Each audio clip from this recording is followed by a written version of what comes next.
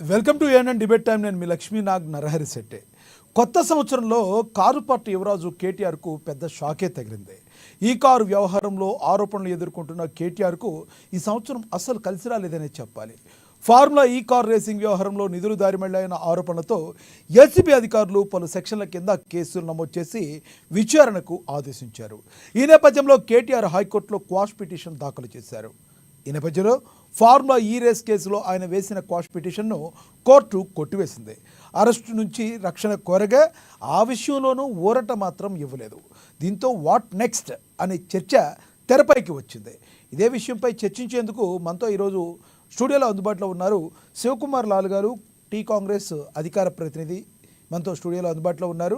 అదేవిధంగా బీఆర్ఎస్ నేత రామ్మోహన్ గారు మనతో జూమ్ కాల్లో అందుబాటులోకి వస్తారు. రాజకీయ విశ్లేషకులు రాజమౌళి గారు కూడా మనతో జూమ్ కాల్లో అందుబాటులోకి వస్తారు. అలాగే బండారు రామ్మోహన్ గారు న్యాయవాది మరియు రాజకీయ విశ్లేషకులు, ఆయన కూడా జూమ్ కాల్లో అందుబాటులోకి వస్తారు. టీ కాంగ్రెస్ అధికార ప్రతినిధి కె సుజాత గారు కూడా మనతో ఫోన్ ద్వారా అందుబాటులోకి వస్తారు. ముందుగా మనం శివకుమార్ లాల్ గారితో మాట్లాడదాం. శివకుమార్ గారు నమస్తే అండి. నమస్తే అండి సార్, మరి ఈ రోజున quash petition, KTR quash petition కొట్టివేసింది ఈ కార్ రేస్కి సంబంధించి. మరి రానున్న రోజుల్లో కేటీఆర్ పరిస్థితి ఏ విధంగా ఉండబోయే అవకాశం ఉంది? నిన్న ఆయన మాట్లాడిన మాటలను కూడా మనం మీడియా ముఖంగా చూసుంటాం. ఎటువంటి పరిస్థితుల్లో నా లాయర్ ఉంటేనే నా లాయర్ని తీసుకెళ్తాను, ఆయన పట్టుపట్టం. ఇక ఏ రకంగా చూడాలంటారు ఈ జరుగుతున్న పరిణామాల్ని? ముందుగా అమాన్ న్యూస్ ప్రేక్షకులకు, మీకు ప్యానెల్లో ఉన్న వారికి నమస్కారం. నమస్తే. అయితే లక్ష్మీనాథ్ గారు నిన్న ఏదైతే ఏసీపీ దగ్గరికి విచారణకు రమ్మని చెప్పి వాళ్ళు ఇచ్చిన నోటీస్కి కేటీఆర్ వెళ్ళిన విషయము మనం అదొక నిజంగా కూడా ఆలోచిస్తే ఆయన మేకపోతు గాంభీర్యం ప్రదర్శించిండు అనేది మనకు ఆడ నిజార్థన జరిగిపోయింది. ఎందుకంటే ఆయనను పిలిచి విచారణకు రమ్మంటే ఖచ్చితంగా అక్కడ వెళ్ళి విచారణ ఏం జరుగుతుందో అక్కడ విని వాళ్ళ అడిగిన ప్రశ్నలకు సమాధానం ఇచ్చి ఉంటే నిజంగా కూడా కేటీఆర్ మీద కొంచెం ఒక మంచి ఆలోచన ఉండేది. కానీ నిన్న కేటీఆర్ చేసిన విషయంలో నిజంగా కూడా అది తప్పు. రేపు న్యాయ విచారణలో కూడా ఇది ఆయనకు నష్టమే జరిగిస్తుంది తప్ప మేము రాజ్యాంగం ఫాలో అవుతామంటే రేవంత్ రాజ్యాంగాన్ని ఫాలో అవ్వాలంటారు. ఇది రేవంత్ రాజ్యాంగమా? మా రాజ్యాంగ హక్కు ప్రకారం నేను లాయర్ని తీసుకెళ్తానంటారు ఆయన. నిజంగా కూడా ఇప్పుడు మనకు ఆల్రెడీ విశ్లేషకులు న్యాయవాదులు ఉన్నారు అంటున్నారు. ఆయన ఇంకా బాగా చెప్తాడు. ఎందుకంటే ఎప్పుడైతే కేటీఆర్ని అరెస్ట్ చేస్తే అరెస్ట్ చేసిన తర్వాత మా అడ్వకేట్ సమక్షంలో నన్ను విచారించండి అంటే అక్కడ న్యాయమైన కోరిక ఒక రకంగా ఇది ఉంటుంది.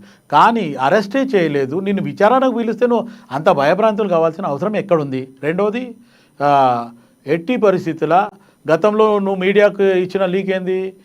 55 కోట్ల రూపాయలు ఏదైతే నేను ఈ ఫార్ములా కేసుకి నేను డబ్బులు ఇప్పించింది, నేను మంత్రిగా ఇచ్చినా, నేను చెప్పినా, ఇంట్లో అధికారుల ప్రమేయమే లేదు, ఎవరిది తప్పు లేదు, నేనే చెప్పిన కాబట్టి ఇచ్చిండ్రు అనేది ఆయన స్వయాన చెప్పడం జరిగింది.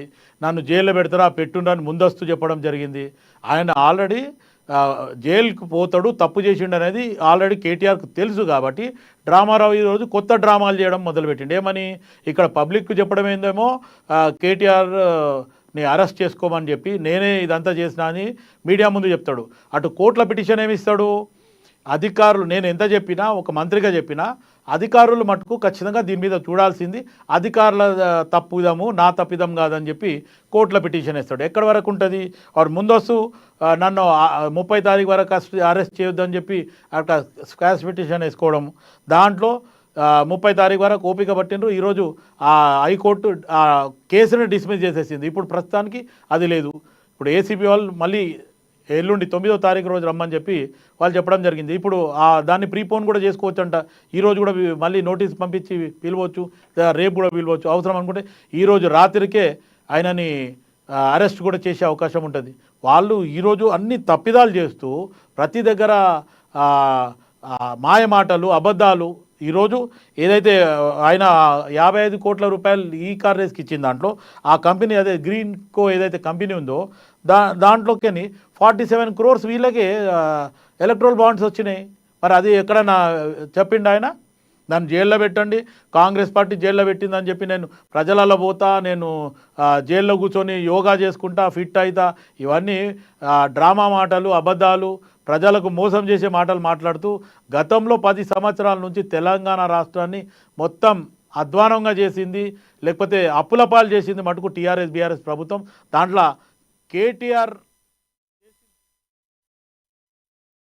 హరీష్ రావు, కవిత కంటే కూడా కేటీఆర్దే విధ్వంసం ఎక్కువ ఉంటుంది. ఎందుకంటే చెరువుల పూడిక అని చెప్పి ఆ చెరువుల పూడికలు కూడా ఆ చెరువులంతా కూడా వాళ్ళ బినామీలకి అప్పచెప్పడం జరిగింది. ఇప్పుడు ఈరోజు ఇంకొక కొత్త డౌట్ క్లియర్ అయిపోయింది. ఏంటంటే ఏదైతే ఫార్ములా ఈ కార్ రేస్ ఏదైతే గ్రీన్ కో కంపెనీ ఏదైతే ఉందో అది మళ్ళీ వాళ్ళ కేటీఆర్ చదువుకున్న ఒంగోలుకే వచ్చి విచారణకు ఈరోజు వచ్చింది అనేది నేను ఇంతకుముందు చూడడం జరిగింది. అంటే ఒంగోలుకు విచారణ వచ్చిందంటే అది మళ్ళీ బినామీలో తీసుకొచ్చి హైదరాబాద్ నుంచే అది రిజిస్టర్ చేసింది అనే డౌట్ కూడా ఇంకో కొత్త డౌట్ క్లియర్ అవుతుంది అక్కడ. అంటే ఇక్కడ ఇంకొకటి ఈరోజు జరుగుతున్న పరిణామాలు చూసుకుంటే ఇప్పుడు కవిత గారు కానీ లేదంటే హరీష్ రావు గారు కానీ ఈ మరి వీళ్ళు బీఆర్ఎస్కు సంబంధించిన మెయిన్ వాళ్ళందరూ కూడా ఒక దగ్గర కూర్చొని మాట్లాడుతున్న పరిస్థితి. రానున్న రోజుల్లో కేటీఆర్ గాన ఒకవేళ ముద్దాయిగా గాన దోషిగా ప్రూవ్ అయితే ఎటువంటి శిక్ష పడే అవకాశం ఉందంటారు? అసలు దీని గురించి ఆయన సుప్రీంకోర్టుకు వెళ్తున్నారు కాబట్టి మళ్ళీ అక్కడ క్వాష్ పిటిని వేసుకునే అవకాశం ఉందంటారు? సుప్రీంకోర్టుకి పోకముందే ముందు ఆయన అరెస్ట్ చేసేస్తారండి లక్ష్మీనాథ్ గారు. ఒక్కసారి ఆయన అరెస్ట్ చేస్తే అంటే ఇప్పుడు రేపు ఏమవుతుందంటే ఆల్రెడీ ఏసీపీ వాళ్ళు పిలిచి నీకు విచారణకు రమ్మంటే నీకు ఇంత భయం ఎందుకు నీకు?